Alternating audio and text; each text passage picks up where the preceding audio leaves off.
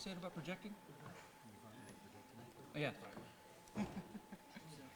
You know, he's so shy and tired.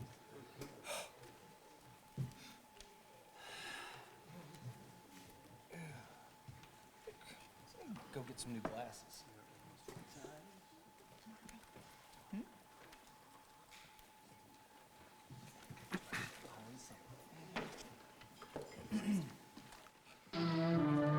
The Columbia Broadcasting System presents the Mercury Theater on the Air.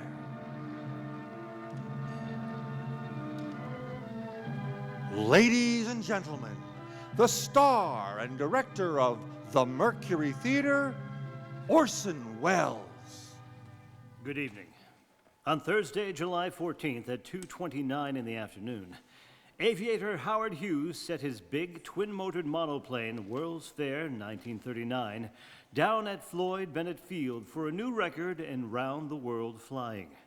From takeoff to landing, the trip of almost 15,000 miles took just 3 days, 19 hours and 17 minutes. That was about 3 months ago. But back in the 1870s, so Jules Verne tells us, a group of English gentlemen made a wager on what they were confident was a sure thing. Their clubmate, Phinneas Fogg, had the fantastic notion that a man traveling from west to east could get around the world in 80 days. His attempts, as I think you'll agree, remain, at the least, more incredible than Mr. Hughes' achievement. And that's the story of adventure and breakneck speed that Orson Welles and the Mercury Theater on the Air bring to life for us tonight. Jules Verne's Around the World in 80 Days with Orson Welles as Phileas Fogg. My name is Phileas Fogg. Oui, monsieur. I will tell you of my personal habits and what I require of a servant. Oui, monsieur. I am a man of simple tastes without relatives or family. I have my tea and toast at 23 minutes after 8, my shaving water at 37 minutes after 9. I dress at 27 minutes after 10. At 12 o'clock, you will serve me my lunch consisting of a boiled fish with Reading sauce of the finest quality, a slice of roast beef garnished with mushrooms, a rhubarb and gooseberry tart, and a piece of cheddar cheese. The whole washed down with 2 cups of tea. With my lunch, I read the London Times. At 3:45, you will bring me the Evening Standard. At 5 minutes to 6, you will bring me my hat and cane. I dine at the Reform Club. At midnight, you will serve me a glass of ale and a chicken sandwich. Oui, monsieur. You see that the duties of my servant are not arduous. My present servant has been with me for 4 years. I've been forced to dismiss him. He brought me my shaving water this morning at a temperature of 84 degrees Fahrenheit instead of 86. That is an unpardonable offense. Do you understand? Oui, monsieur. You are a Frenchman. Your name is John... Jean, if it does not displease monsieur, Jean Passepartout. To be frank, I have had several trades. I have been a traveling singer, a circus rider, a vaulter like Leotard, a dancer on a rope like Blondine. I have been a professor of gymnastics, and I was a sergeant fireman at Paris. I have all in my papers notes of remarkable fires. Now, wishing to settle down, and having learned that Monsieur Phileas Fogg is the most exact, the most settled gentleman in the United Kingdom, I have presented myself to Monsieur in the hope of living tranquilly with him. You are well recommended to me. You understand my conditions? Yes, sir. What time have you? 52 minutes after 5. That is a fine large silver watch you have, but it is slow. Pardon, monsieur? You But that are is impossible. 4 minutes slow. It does not matter. It suffices to note the difference. That from this moment, 56 minutes after 5 o'clock p.m., Wednesday, October 2nd, 1872, you are in my service. And now, bring me my hat and cane. It is time for me to get to my club. X-ray, robbery. Read all about the robbery of the Bank of England. £55,000 stolen by daylight. Read all about the big robbery. Paper, X-ray.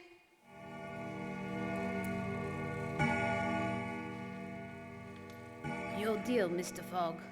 It's a heart. My lead, I believe. And my trick. £55,000. That's a lot of money. As one of the directors of the Bank of England, What about it, Mr. Stewart? The bank will write that off as a total loss, I suppose. I believe, on the contrary, we shall quite soon put our hands on the thief. Detectives, the most skillful in the world. They're being sent to America and the continent, to all principal ports. It's very difficult for the man to escape. Queen of Spades, my trick, I think. Have you a description of the thief? He is not a thief. What? Not a thief. The man extracted £55,000 in banknotes in broad daylight from the paying room of the Bank of England. 10 of hearts. I don't think so. I trump you. The Morning Chronicle assures us he's a gentleman. At the actual moment that the packet of banknotes was stolen, our cashier was occupied in registering a receipt for 3 shillings and 6 pence. His eyes couldn't be everywhere, but he had, through all that time, noticed a well-dressed gentleman of good manners and distinguished air going in and out of the paying room. We have a very accurate description of him. I still believe the chances are in favor of the thief, who seems to be a very skillful and determined fellow. There's no single country in the world in which he can take refuge. Oh, nonsense. Where do you suppose he may go? Oh, I don't know about that. After all, the world is big enough. It was once upon a time. Your turn to cut, sir. How once upon a time has the world grown smaller by any chance? No doubt. I agree with Mr. Fogg. The world has grown smaller, and since we can go round it today in 10 times quicker than we could 100 years ago. And in this robbery case, we'll make the search more rapid. And make the escape easier for the thief, too. Your lead, Mr. Stewart. Diamonds or trumps? Just because it's possible to go around the world in 3 months? In 80 days, sir. Since the Great Indian Peninsula Railway has opened its new section between Osaka and Allahabad, one can go around the world in 80 days. I have here a calculation made by the Morning Chronicle. From London to Suez by rail and steamer, 7 days. Suez to Bombay, steamer, 13 days. Bombay to Calcutta, rail, 3 days. Calcutta to Hong Kong, steamer, 13 days. Hong Kong to Yokohama, steamer, 6 days. Yokohama to San Francisco, steamer, 22 days. San Francisco to New York, rail, 7 days. New York to London, steamer and rail, 9 days. Total, 80 days.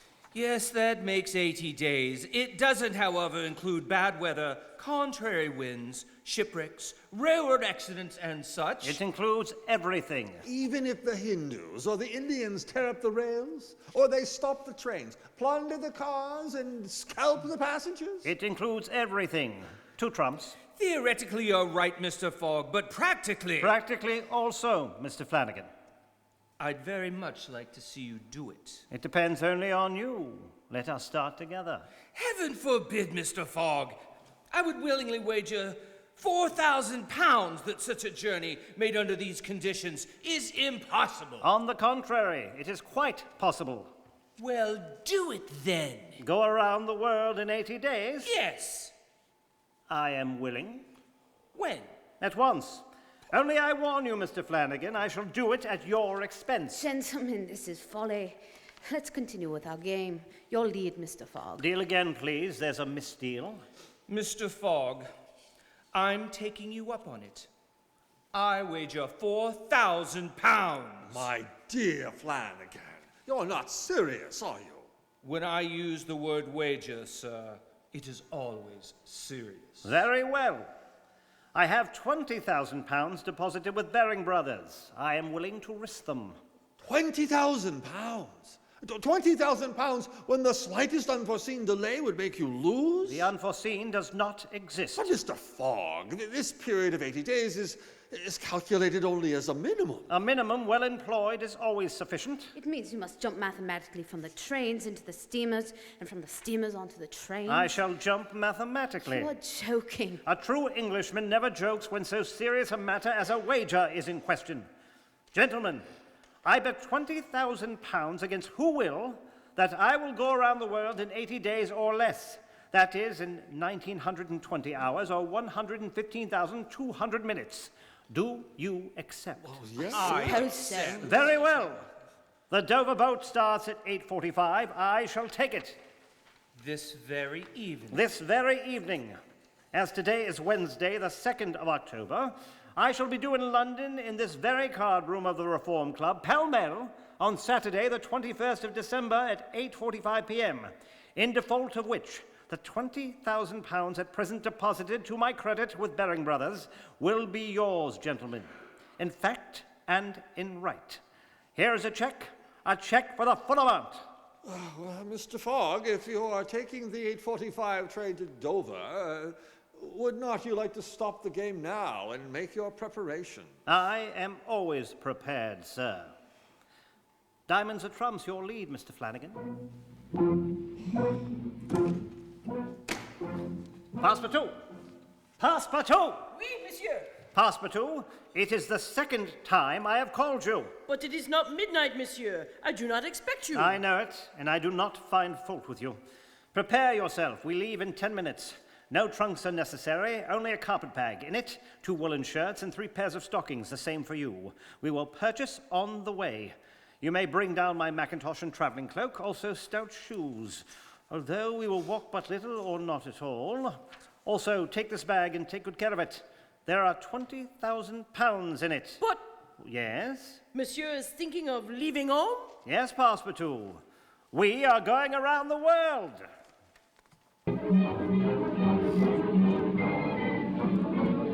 Dover. It is now 11:22. We've gained 40 seconds already. Monsieur! Yes? Monsieur, I just remembered a terrible thing. Yes, what is it? In my haste, monsieur, in my disturbed state of mind, I have forgot, mon Dieu, Forgot what? to turn off the gas in the kitchen. It will burn! For 1920 hours. A gross piece of negligence, which will be charged against your wages at a rate of 2.5 cubic feet per hour and 3 farthings per cubic foot. On the day of our return, you will owe me exactly 3 shillings and 10 pence farthing. From the saloon of the Reform Club, our bet didn't take long to find its way into the press. It was widely discussed and criticized. Some took sides with Phileas Fogg. The majority declared him a visionary. The Times, the Standard, the Evening Star, the Morning Chronicle, and 8 other papers of large circulation declared against Mr. Fogg. The Daily Telegraph alone came out in his favor. Enormous bets were made for or against him at Lloyd's and among private individuals. Bonds were issued and were immediately issued on the London Stock Exchange. For 2 days, the market in Phileas Fogg was firm, above par. Enormous transactions were made. 5 days after his departure, a long article appeared in the Bulletin of the Royal Geographical Society.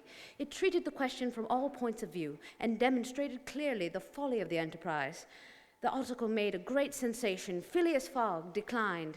Buyers were scarce. The odds against him rose from 5 and 10 to 1 to 20 to 1, 50, finally 100 to 1. At 9 o'clock on the 9th of October, a telegraphic dispatch arrived in London. Suez to London. Rowan, Commissioner of Police, Scotland Yard. I have the bank robber Phileas Fogg. Send without delay warrant of arrest to Bombay, British India. Detailed report follows by mail. Am following him. Fix, detective. Left London Wednesday, October 2nd, 18:45 p.m. Left Paris Thursday, October 3rd, 8:40 a.m. Arrived Turin Friday, October 4th, 6:35 a.m. Left Turin Friday, 7:20 a.m. Arrived Brindisi Saturday, October 5th, 4 a.m. Boarded Mongolia Saturday, 5 p.m. Arrived in Suez Wednesday, October 9th, 11 a.m. 2 hours gained. His Majesty's Counsel. Are you His Majesty's Counsel? I am. My name is Fix, Detective, Scotland Yard, covering the port of Suez. Well, Mr. Fix. Madam Counsel, I have strong reason for believing that the man who robbed the Bank of England of £55,000 has taken passage aboard the Mongolia. Indeed, Mr. Fix. A Frenchman came up to me on the pier with a passport, which his master decided to have visaed. The description on this passport is identical to that which we received at the Commissioner of the Metropolitan Police. I told him that this matter must present himself in person at your office to establish his identity. I shall be interested to see. That was a heavy robbery. A magnificent robbery. £55,000. And 1/5 of the money recovered for the man who apprehends him. Mr. Fix, I earnestly hope you were right. But from a mere cable description, do you not fear you are mistaken, that this might be an honest man after all? Madam Counsel, great robbers always resemble honest people. Honest faces are the very ones that must be unmasked. It is a difficult task to solve such mysteries. It's not a trade so much as an art. We detectives feel these people rather than know them. If the man is what you suppose, I doubt he will present himself at my office. A robber does not like to leave behind him the tracks of his passage. Madam Counsel, if he is a shrewd man as I think, he will come. To have his passport visaed. Yes. Passports serve only to incommode honest people and to aid the flight of rogues. I promise you that his passport will be in perfect order, but I hope you will not visa it. And why not? If his passport is regular, I have no right to refuse my visa. But, Madam Counsel, I must detain this man until I have received from London a warrant for his arrest. You have no proof, Mr. Fix. Madam Counsel, you know who I am. You know I represent Scotland Yard. Do you think I would detain an innocent man? I am asking you to help me capture a man who has stolen £55,000. That, Mr. Fix, is your business. But I cannot, as Her Majesty's consul legally... come in. You are the counsel, madam. I am. Here's my passport. May I ask you to visa it? You are Phineas Fogg, Esquire. Yes, madam. This man is your servant? Yes, a Frenchman named Passepartout. You come from London? Yes. And you are going? To Bombay.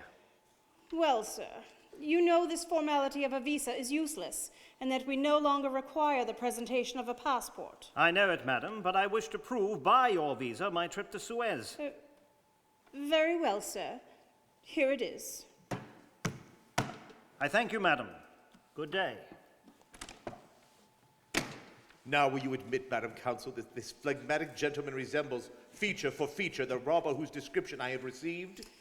I agree with you, but you know that all descriptions... I have a clear conscience in this matter. Since you will not help, I will take other steps.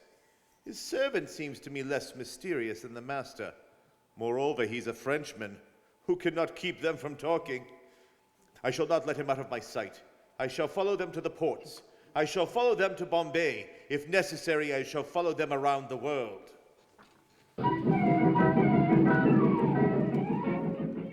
Suez to London, Commissioner of Police, Scotland Yard. I have bank robber Phineas Fogg. Send without delay warrant for arrest. Bombay. Fix, detective. From Suez to Bombay, voyage uneventful. Fogg leaves his cabin only to play whist. Plays 30 rubbers a day. No chance to speak to him. French servant more communicative. I've exchanged several drinks with him. Says his master carries an enormous sum of money with him in fresh new banknotes. He has proffered £1,000 to chief engineer if he makes Bombay 2 days ahead of time. Bombay to London, Commissioner of Police, Scotland Yard. Arrived Bombay 2 days early. Warrant not here. Following bank thief to Calcutta. Send warrant there. Fix, detective.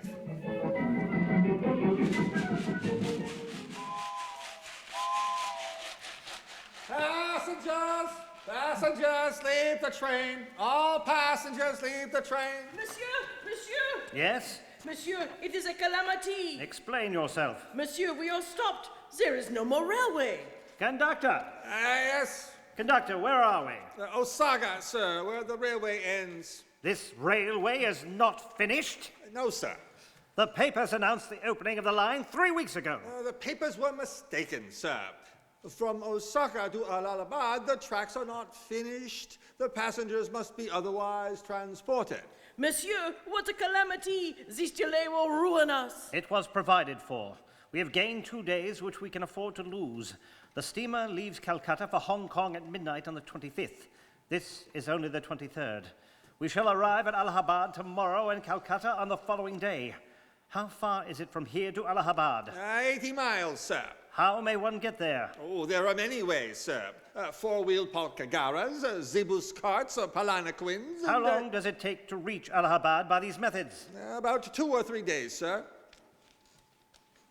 That's too long. Is there no faster means of transport? No, sir. Think. There is one thing can go from here to Allahabad in less than 2 days, but that is not attainable. What is it? An elephant, sir. Thank you. I shall acquire an elephant. £10 an hour. No, sir. £15. I and my elephant, Your Honor. We could not consider it. His name is Cuny.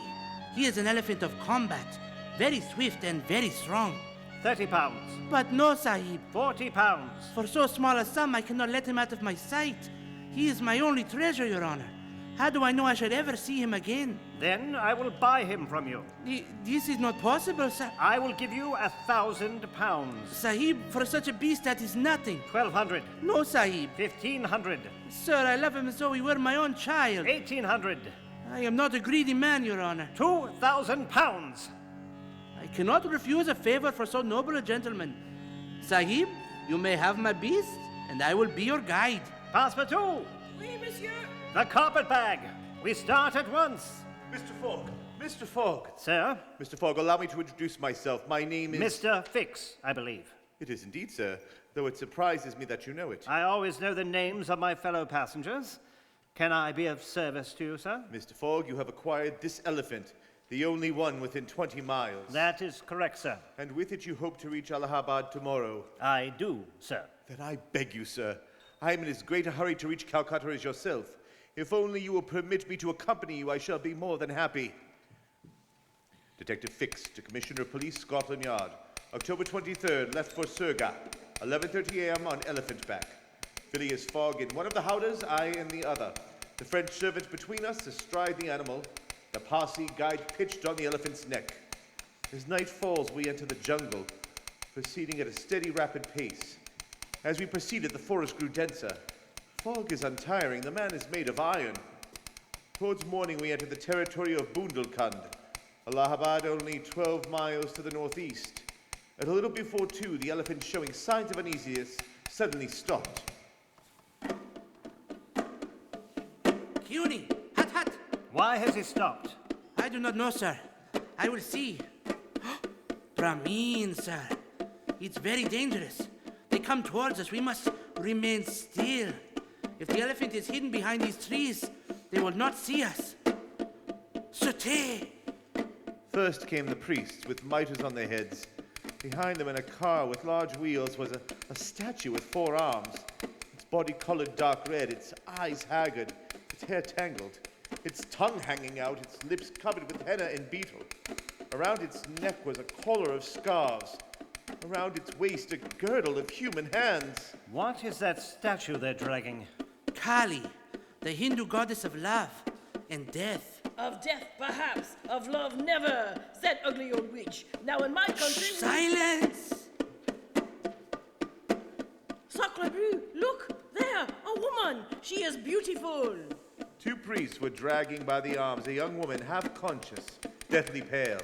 Her neck, her shoulders, her ears, her arms, her hands, her toes were loaded down with jewels, necklaces, bracelets, earrings, and finger rings. Behind her were guards with naked sabers carrying the body of an old man dressed in silk and gold. They disappeared among the trees. Tell me, what is Suti? Sati, sir, is a human sacrifice. The woman you have just seen will be burned in the woods tomorrow, at the early part of the day, on the funeral pyre of her husband. Burned alive! Oh, the villains! Yes, Sahib. This corpse, then, was her husband? Yes, Sahib. The prince, her husband, the Raja of Bundelkhand. As a child, they betrothed her to him. She has never seen him. In Allahabad, they seized her. Where are they taking her? To the pagoda of Pelagi, 2 miles from here. There she will pass the night, waiting for the sacrifice. And the sacrifice will take place? At the first appearance of day.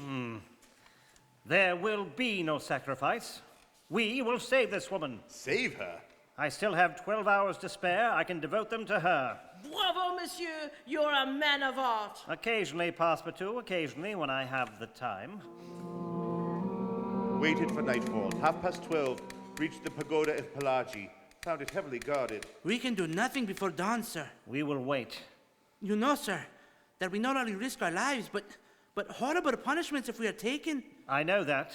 We will wait. But good God, Mr. Fogg, don't you say that you must make... Mr. Fix, it will do if I reach Allahabad tomorrow before noon. We will wait. A little before dawn, men began to move in the pagoda. The hour had come in which the unfortunate woman was to die. Beside me stood Phileas Fogg. His face was white and drawn. The French servant had vanished. The doors of the pagoda were now opened. An intense light came from the inside. We could see the victim all lighted up, being dragged by 2 priests to the outside. She seemed to be drugged. In Phileas Fogg's hand I saw the glint of an open knife. The crowd began to move toward the river. There stood the funeral pyre on the Raja's body. In the light, you could only see the victim motionless, stretched beside her husband's corpse. A torch was brought. Then there took place a most extraordinary occurrence. The dead Raja moved. He was seen suddenly rising upright like a phantom, raising the young woman in his arms, descending from the pyre amidst clouds of smoke. He advanced rapidly towards us, between the lines of Brahmins groveling on the earth with terror. Now he was only a few yards off. Quick, my master, run! Passepartout! Yes, but quick, run before they see! Bullets flew around us, and an arrow pierced Phileas Fogg's hat. Soon we were out of range. At 11:45, we entered the streets of Allahabad. The young woman we had just rescued from death lay still unconscious in the arms of Phileas Fogg. Calcutta to London, Commissioner of Police, Scotland Yard. October 25th, 4 p.m. Had Phinneas Fogg and French servant arrested today. Charge, abducting Indian princess. Rush warrant for arrest on bank robbery charges. Fix, detective. Calcutta to London, October 25th, 11:10 p.m. Phileas Fogg and servant freed on payment of £1,000 fine. Sailing Hong Kong tonight with Indian princess. I'm following them. Rush warrant to Hong Kong.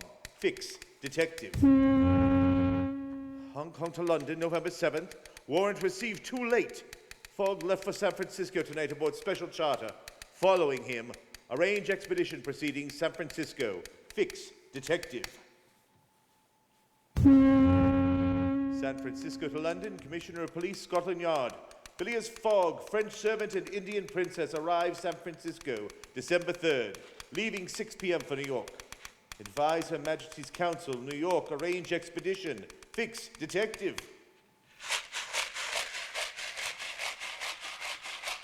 Salt Lake to London, December 5th, traveling same train as Fogg and party. Have them under constant surveillance. Fix, detective.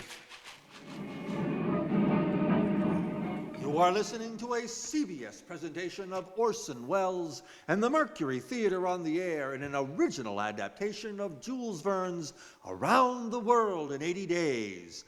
This is the Columbia Broadcasting System. You are listening to Sterling Community Theater, Sterling, Massachusetts. Jules Verne's Around the World in 80 Days, as adapted for radio by Orson Welles and performed by the Mercury Theater on the Air.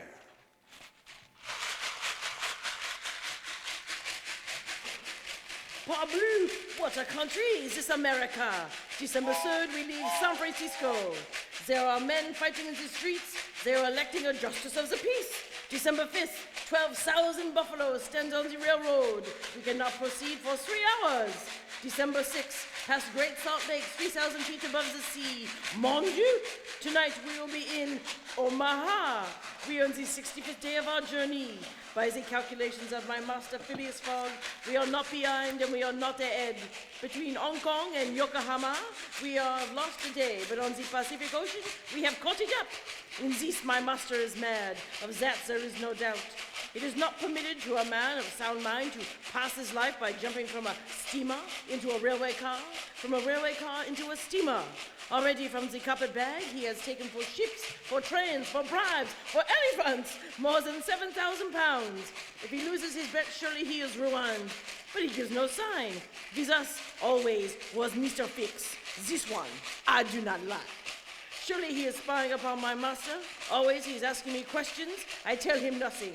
With us also was the beautiful Princess Aouda. In India, she is in danger of death. My master takes her with him to England. I do not understand. Is a woman so beautiful? He is always so cold, so formal. Mon Dieu, these English. He has started to play whist. All days they sit, all days they play. Madam, your turn to cut. Hearts are trumps, Mr. Fogg. Your lead, Mr. Fix. 7 of clubs. The train has stopped. Passepartout, come with me. We will see what has happened. Excuse me, madam. Why's the train stop? Engineer, what is this? Why do we stop? Well, this is Medicine Bow, sir. Word just came through the bridge is shaky. Can't pass. And what do you suppose to do? Well, couldn't say, sir. Guess we're stuck. Bridge is shaky. It won't bear the weight of the train. You will not, I suppose, remain here and take root in the snow? We telegraphed Omaha for a train. It'll be 6 hours at least before it gets here. Cannot the river be crossed in a boat? No, it can't be done.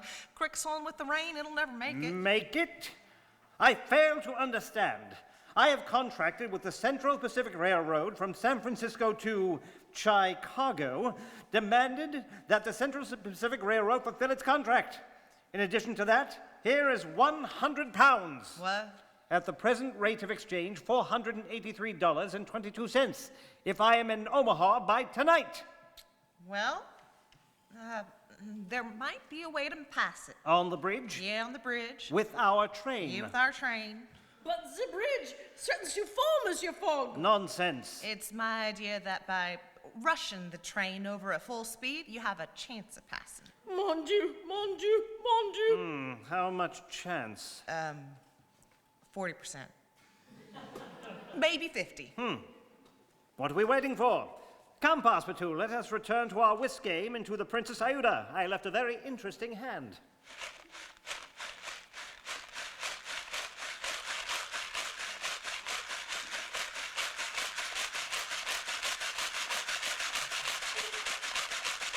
Then comes that terrible moment. The train starts. First it goes back, then forward. Towards full speed, it goes faster, faster and faster. Then at the bridge. Then we cross. Good heavens, what was that? Sacre bleu! That was a bridge falling behind us. I think we shall win this hand, Mr. Fix.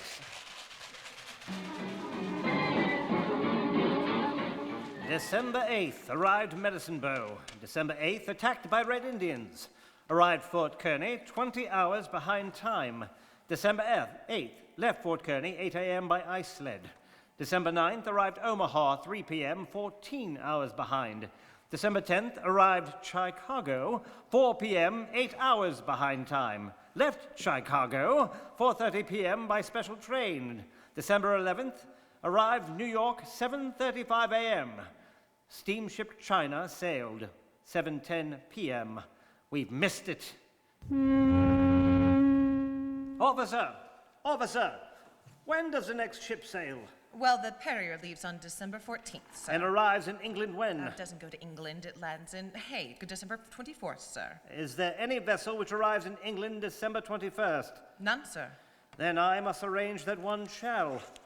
Come, Passepartout, and bring the carpet bag.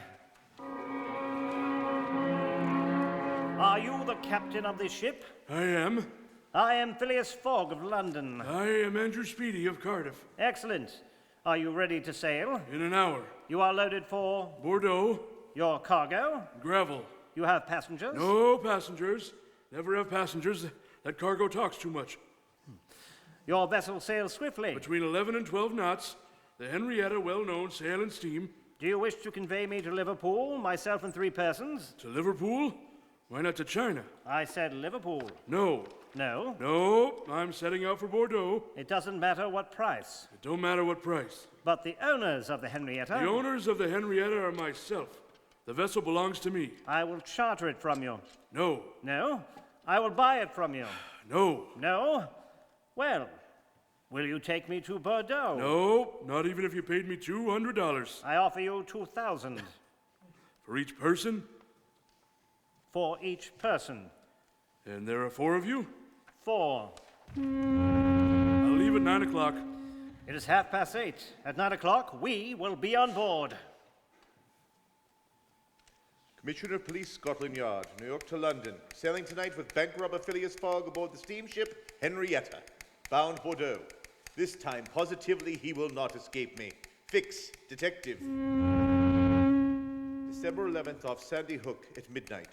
Passed Fire Island Light and headed east at 3/4 speed, making 9 knots. December 13th, at noon, vessel suddenly changed course, heading northeast. Speed increased to 12.5 knots. Captain nowhere to be seen. Phinneas Fogg at the helm. No whist has been played since we started. Indian Princess remains below. December 14th, find captain missing. Detect curious attitude in crew. Last night heard strange noises in captain's quarters. This afternoon after lunch, still no sign of the captain. December 16th, discover captain has been locked in his cabin for 2 days. Crew heavily bribed. Vessel no longer headed Bordeaux, but unknown destination. Running into heavy weather. Late this evening, overheard conversation between Fogg and chief engineer. Everything now clear. You are certain of what you say, engineer? I'm certain, sir. Don't forget that since we left New York, we had all our furnaces going. Until we had enough coal to go under a small head of steam from New York to Bordeaux, we've not enough for a full head of steam from New York to Liverpool. I will take this matter under consideration. Passepartout! Oui, monsieur. Go below and bring up the captain. Monsieur, I fear I shall find a madman. Do as I say. Oui, monsieur. Engineer, you will keep up your fires and continue on your course until a complete exhaustion of the fuel.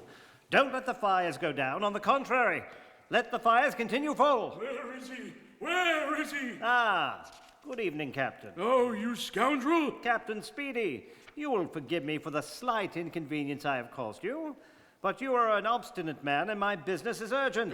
Where are we? 770 miles from London. Oh, pirates! What have you done with my ship? I have sent for you, Captain, to ask you to sell it to me. No! By all the devils, no! Then I shall be obliged to burn her. You mean to burn my ship? Her upper portions, for we are out of fuel. Burn my ship?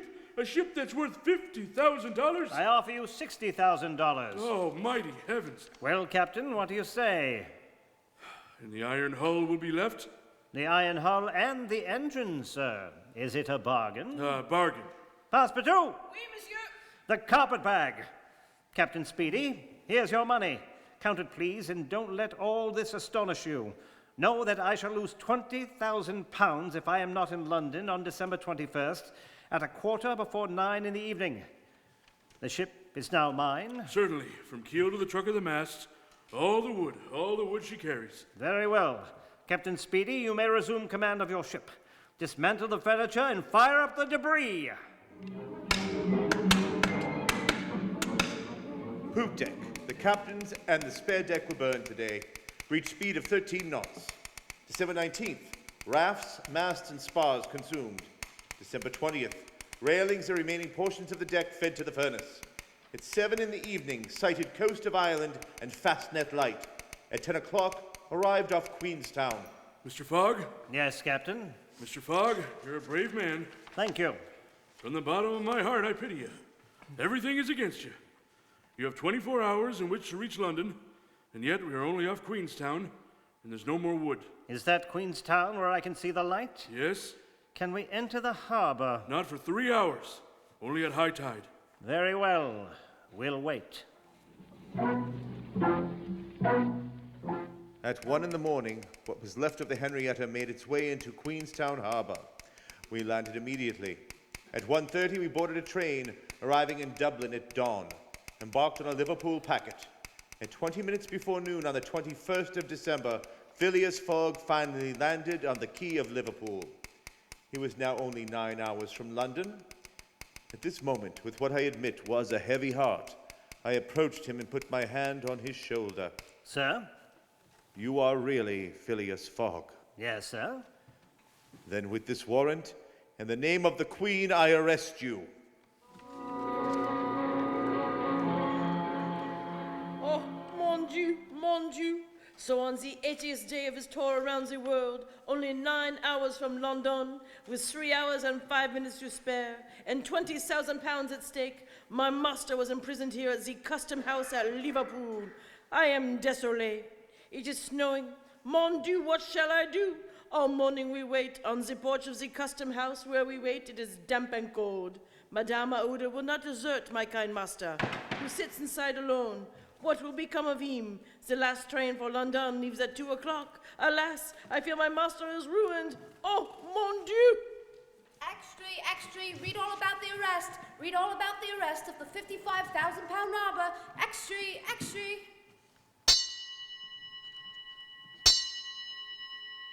The last train is left. Ah, yes, madame.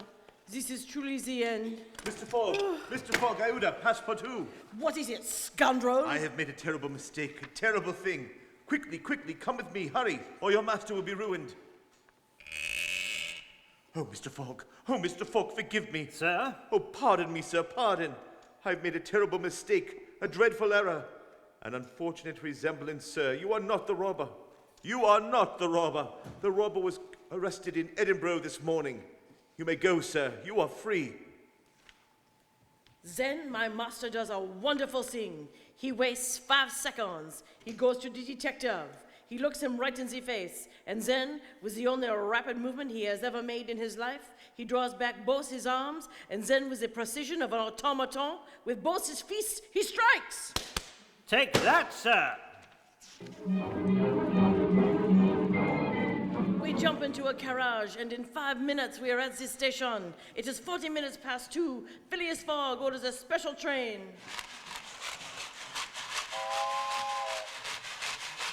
6 hours and 20 minutes later, we are in London. As we enter the station, the clock starts striking.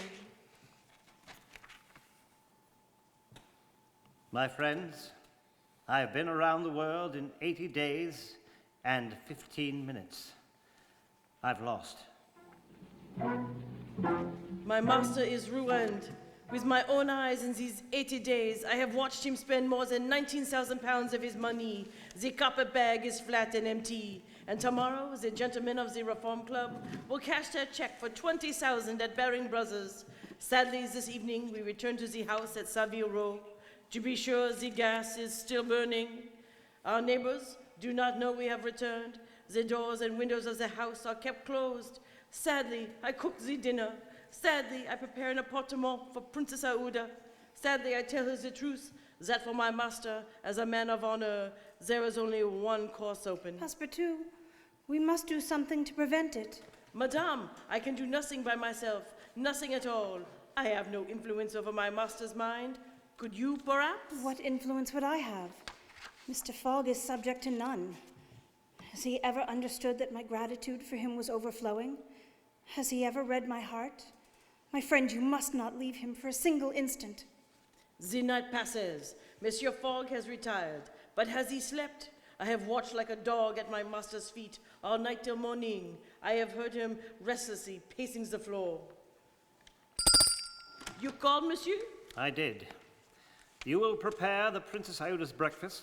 For myself, I will be satisfied with a cup of tea and a piece of toast. You will beg her to be good enough to excuse me from luncheon and dinner. I have certain affairs to set in order. You will say that I would like to see her in the library at 8 o'clock. Then you will not go to the club today, monsieur? No. My master, I wish you to know that whatever happens, I shall always... Go! Oui, monsieur. I have desired to speak with you, madam, in order to beg your forgiveness. Why, sir? Can you ever forgive me, madam, for having brought you to England? Mr. Fogg. Be kind enough to allow me to finish. When I thought of taking you so far away from that country which had become so dangerous for you, I was rich and I counted on placing a portion of my fortune at your disposal. Your life would have been happy and free, but now, madam, as you know, I'm ruined. I can no longer. I know it, Mr. Fogg, and I in turn ask you, will you pardon me for having followed you? And who knows, perhaps having assisted in your ruin by delaying you? Madam, you could not remain in India. Your safety was only assured by removing you so far that those fanatics could not retake you. But, Mr. Fogg, was it not enough that you should rescue me from a horrible death without feeling that you were obliged to assure my position abroad? It would have been my pleasure, madam. Events have turned against me, however. I ask your permission to dispose of the little I have left in your favor. But you, Mr. Fogg, what will become of you? I, madam, shall not need anything. But how, sir, do you look upon the fate that awaits you? As I ought to look at it. Whatever the future holds for you, so kind a man as you could never be in want. I am sure your friends... I have no friends, madam. Your relatives... I have no relatives. I pity you, Mr. Fogg. Solitude is a sad thing. Is there not one heart into which you can pour your troubles? They say that with two, misery itself is bearable. They say so, madam? Mr. Fogg, you will not think me bold if I ask you whether you might wish at once a relative and a friend? Will you have me for your wife? You close your eyes, Mr. Fogg. Will you not look at me and answer my question? I love you, yes, in truth. By everything the most sacred in the world, I love you and I am yours. Oh, my friend. Did you ring, sir? Passepartout, you will notify Reverend Samuel Wilson of Marylebone Parish of our intention to be married as soon as possible. Bon, monsieur. It's not too late to go now, is it? Never too late, monsieur. It will be for tomorrow, Monday? For tomorrow, Monday, my dear? For tomorrow, Monday. Yes, monsieur. Madame?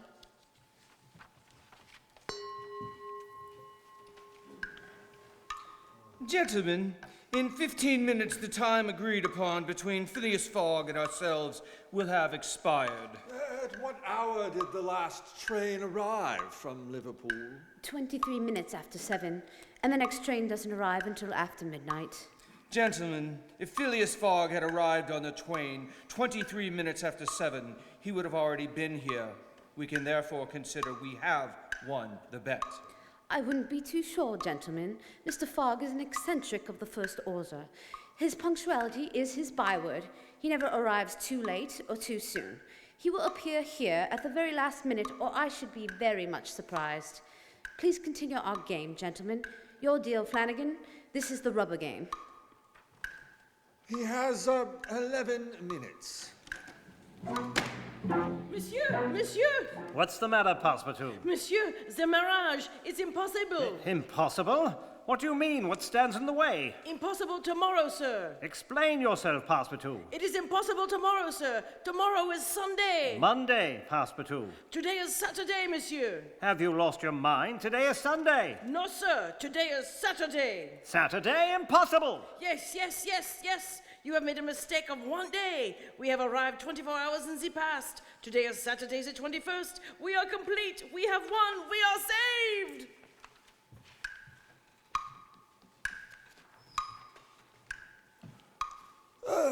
Ten minutes.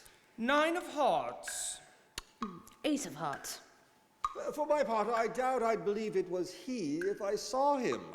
The China, the only steamer from New York that could be of any use to him, arrived yesterday. The name was not on the passenger list. Even with the most favorable chances, Phileas Fogg has scarcely reached America. I calculate 20 days at least is the time he'd be behind. That is, if he's still alive. The thing was senseless from the very start. However exact he may be, it is beyond human power to prevent the occurrences of inevitable delays. A delay of only 2 or 3 days would be enough to destroy his chances. Tomorrow morning, we shall present to Baring Brothers Mr. Fogg's check for £20,000. 3 minutes. Next bid. Hearts trump. 2 of clubs. 10 of clubs. I trump you! 3 of hearts. Well played, sir. Oh, 1 1/2 minutes to go. Gentlemen, it is now 8:43 1/4. I propose we resume this game at 8:45 p.m. Gentlemen, we may safely congratulate ourselves. The bet is won. 1 minute, 5 seconds. 50 seconds left. 40. 25. 15. 14. 13. 12. 11. 10. 9. 8. 7. 6. 5. 4. 3. 2. Good evening, gentlemen. It's a good wager. I'm afraid you've lost.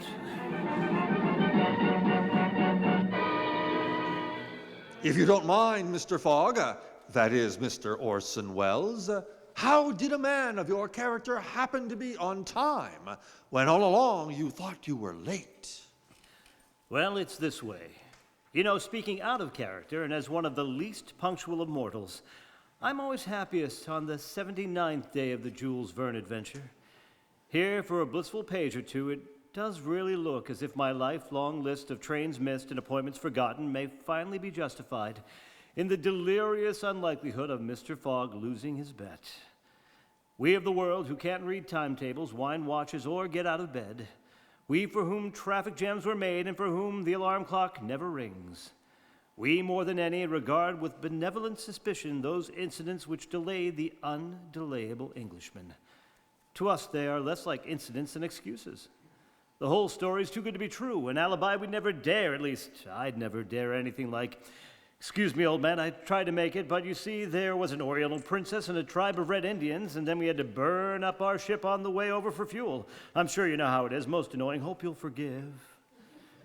As I say, it sounds like the ultimate, the magnificent alibi it ought to be. But, oh horror, there appears in the last chapter a Jules Verne nick in time, an unpredictable split infinitive that flings the truth in our teeth and turns the timetables. And here our envy turns to loathing as we, who are always late, realize that the 81st day is actually the 80th, that the 5 minutes after midnight is really the 11th hour, that Phileas Fogg made it. Here's the solution.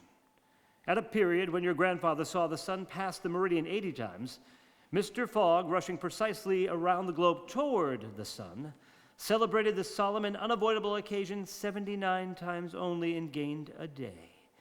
Myself, I don't understand it, even after I explained it, but you do, I'm sure. You who get there and keep nobody waiting. You probably guessed it even before we began. This is Orson Welles, and for the Mercury Theater on the air, we will remain, as always, obediently yours. You have just heard Orson Welles' original adaptation for radio of Jules Verne's classic, Around the World in 80 Days. It was the 16th in the Columbia Broadcasting System's dramatic series featuring Orson Welles and the Mercury Theater on the air. In the cast tonight were Robert Mattson,